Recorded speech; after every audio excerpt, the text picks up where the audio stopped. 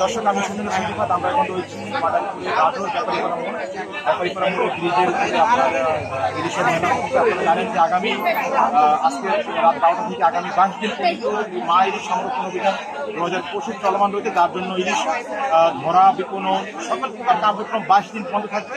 সেই দরুনে কিন্তু আপনার এই মেলা বসেছে এবং আপনারা জানেন যে সনাতন ধর্মের উৎসব শারদীয় দুর্গোৎসব, সে উপলক্ষে প্রচুর ইলিশ বিক্রি হয়।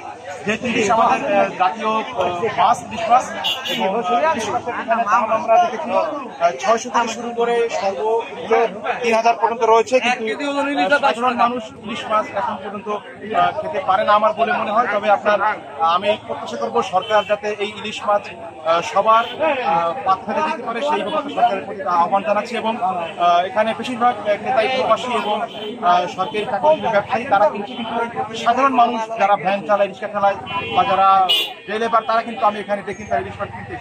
এই ছিল আমাদের কাছে রাজোর ব্যাপারীপাড়া মোড়ের ইলিশ মাছের মেলা সর্বশেষ। আমি সুজন সন্দীপাত, রাজোর ব্যাপারীপাড়া মোড়।